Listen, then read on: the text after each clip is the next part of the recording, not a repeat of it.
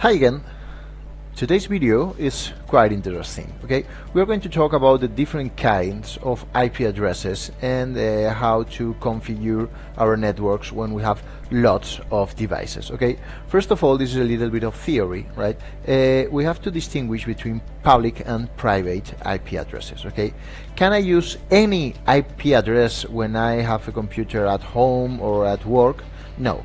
Inside our home, our company, we can only use private IP addresses. Okay, there are three private IP ranges. Okay, we can use any one that we want. Okay, as long as we use it correctly. Okay, any IP address beginning with 10, okay, is going to be a private IP address.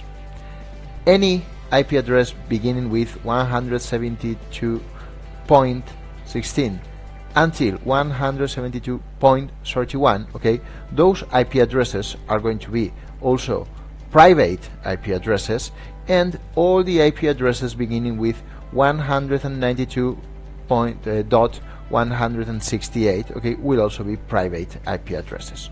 Okay, private IP addresses must be unique inside their network, right? So if I have a company and I have a network inside my company, I can use IP addresses inside any of these three ranges. Okay, remember the first three numbers must be the same. If my network mask is 255, 255, 255, 0, right? So I can use any of them, but I must use them correctly, right? And inside my network I cannot have repeated IP addresses, right? Because each computer inside the network is identified by its IP address, right? What happens with devices with direct connection to the internet, right? They use public IP addresses. Okay, in order to make things easier, okay, let's say that the IP addresses that are not inside these ranges, okay, most of them are public IP addresses. Okay, so the organization, which is called IANA, okay, we talked about it on the first video. It manages which companies are assigned the different public IP addresses. Okay, and public IP addresses must be unique worldwide. Okay, they cannot be repeated all over the world. But we said that there are two different versions, okay, of IP addresses, version 4 and version 6. IP addresses version 4, okay, have almost are almost exhausted. Okay, we have no more, so we will need to switch to IP version 6, which has more IP addresses. But in order to explain this, the concept is the same, right? Which are the limitations, okay, when we talk about private IP addresses and public IP addresses? Okay, talking about where each IP addresses can connect. Okay, take into account that a computer with a private IP address can only be connected directly with other IPs in its network. Okay, if we have switches, okay, that's also a direct connection. Okay, we can use a router. Okay, a router is another device that we will see later to connect a computer with a private IP address with a public IP address outside its network. Okay, we can use a router to connect a computer with a private IP address to other networks, okay, belonging to the same organization, but we can never connect a computer with a private IP address belonging to a network or belonging to an organization to a computer with another private IP address that belongs to a separate organization, right? That is not possible. And a computer with a public IP address can establish direct connections or can establish connections with public IP addresses, but cannot establish directly a connection with an IP address, with a private IP address inside an organization. Okay, a public computer on the internet cannot directly talk to a private IP address inside an organization. Okay, we must use routers, we must open ports, but it cannot do it directly, right? So those are the limitations, okay, regarding to where they can connect or where they can't. Okay, but I said that this video was going to be fun. and that wasn't fun, that was theory. Okay, apart from public and private IP addresses, we also have to distinguish between static and dynamic IP addresses. Okay, and here is where we've got a little bit of fun. Okay, let's create a network with 8 computers. Right, 1, 2, 3. Okay, let's add 8 computers.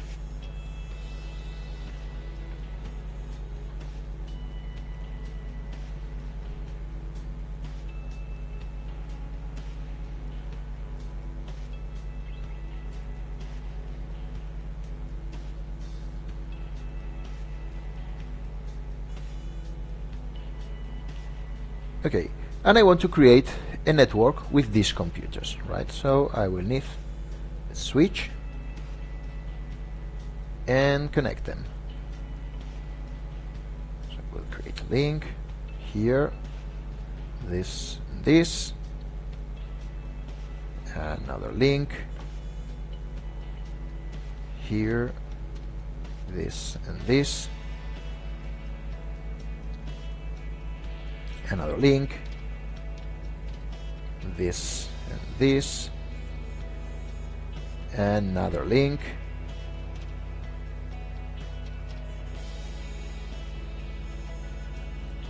okay, and this way I'm going to create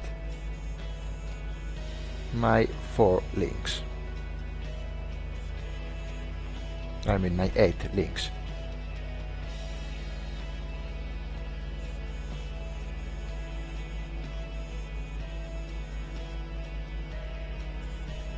Okay, another one, create link,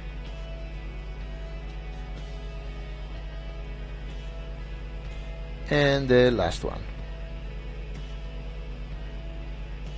Everything is connected. Okay, now I have to give each computer an IP address. Okay, that's a tedious task. If I only have 1, 2, 3 computers, okay, it's okay.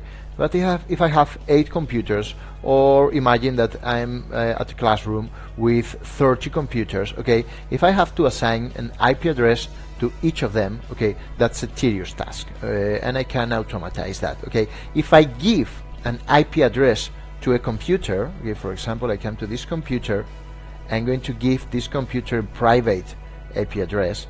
Now we know which are private IP addresses. For example, this one is a private IP address.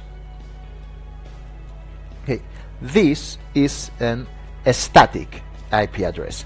I have given that IP address to that computer statically. Okay, but I can configure my network in order that these computers will automatically get an IP address, okay, when they turn on. How? In order to do so, I need what is called a Dhcp server. Okay, here I can add a Dhcp server. Okay, so my Dhcp server will need an IP address inside the same network. I'm going to give it 192.168.1.1, for example. Okay, and this server, okay, this is a special computer which talks the DHCP protocol, right, that listens to messages asking for IP addresses, okay, and it can manage a range of IP addresses, okay, that can be used by computers with dynamic IP addresses.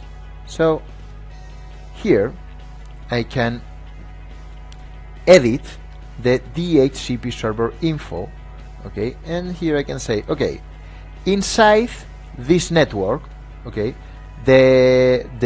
which is the initial IP address and the final IP address, okay, that are going to be managed by this server. Okay, this means that if someone asks for an IP address to this computer, okay, the first one will get the address 192.168.100, next one 101, 102, and so on, and the last one, okay, I can use 101 IP addresses from this one to this one. Okay, if I imagine that I say, no, I just want to use 50 dynamic IP addresses, okay, I can do it this way. We will talk about the gateway and the DNS servers later. Okay, this way, I say that this DHCP server inside my network is going to manage the IP addresses that go from 100 to 149. If I save and connect it to this network, I have a problem. I don't have free ports, so I will have to buy a new switch or a bigger one. Okay, but on the simulator I cannot buy a bigger one because all of them have 8 connectors. So we said that I cannot do this. Let's remove this link and create a new one. Okay, so this way I can connect this. I can connect this here,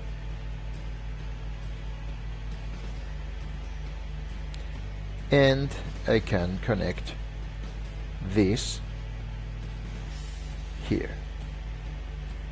Okay, so on this network I've got 2 computers with static IP addresses. They are static because I have given their IP addresses to them manually, okay, but the rest of them are going to ask for their IP addresses to the DHCP server. Let's see how. When a computer wants to use a dynamic IP address, it must use the DHCP protocol to shout, okay, to send a message all over the network saying, please, can someone give me an IP address, okay? And if on our network we've got a DHCP server, that server is going to understand that message, okay, and is going to give the computer, to give it back the network configuration, the IP address that it needs. Okay, so imagine that here we say, I want to request DHCP info, okay? This computer, okay, we turn the computer on and it says, okay, I don't have an IP address. My IP address is dynamic, so I want an IP address. If we do this, this computer is going to shout, okay? This is a broadcast message. This is a message that is sent all over the network, okay? It will reach all the computers or the devices inside our network. And if someone understands it, okay, if someone understands this broadcast, okay, this message that has arrived to all the computers, to all the devices on the network, it will give an answer. In our case, the DHCP server, okay, you see that the DHCP server understood, okay, the message, and it is offering the IP address 192.168.100 to this computer. And this computer has automatically configured its IP address. If I do this from the rest of the computers,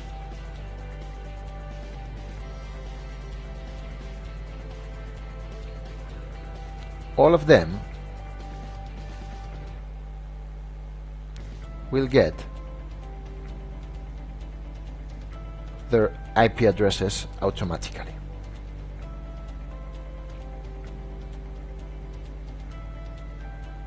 And here it is.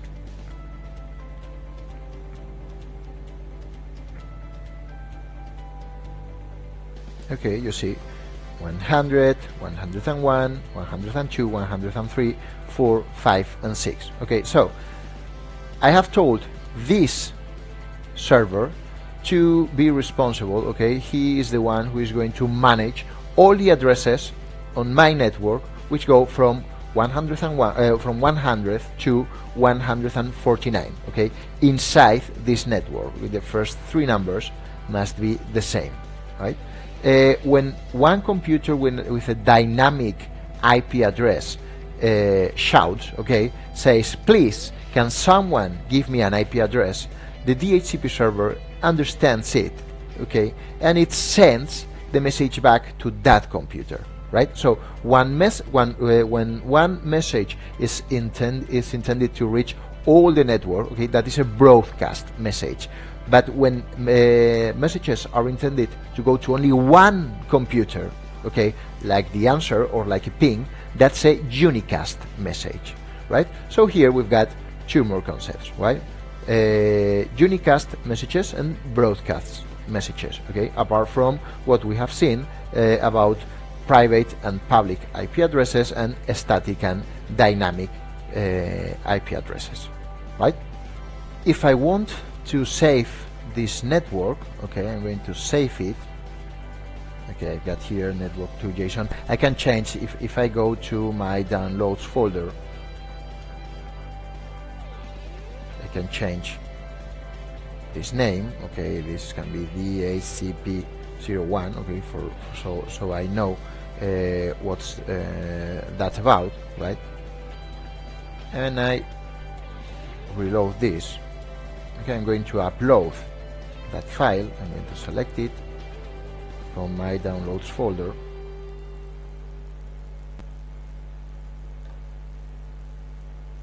Okay.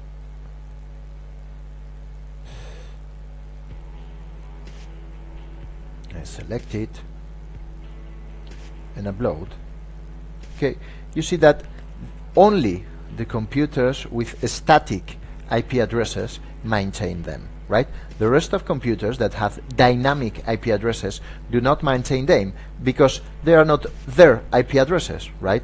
Those IP addresses are managed by the DHCP server. So if I want to begin again, or if I want to turn them on again, they will need to request their IP address to the DHCP server, right? There I've got.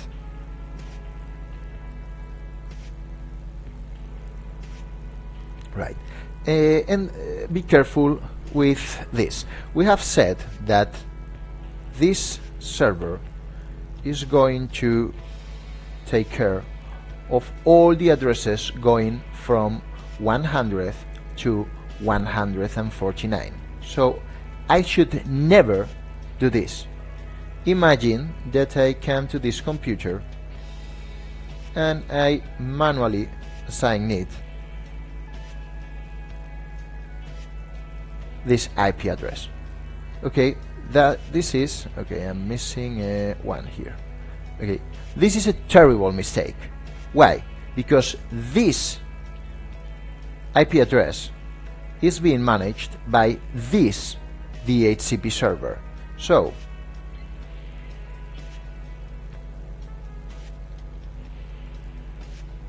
if I come to this computer, I request its IP address. Let's close this. And I come to this other computer and I request its IP address.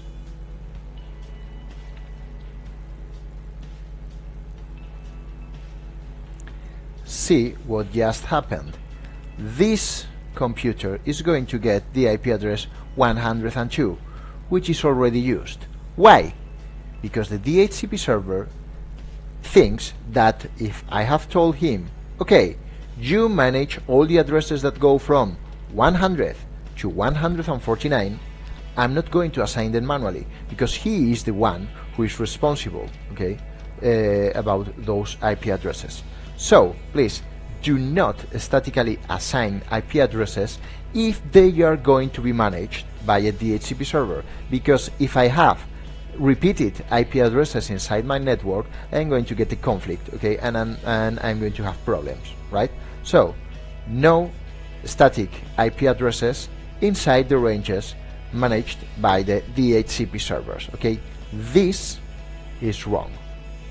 So that's it. Thank you.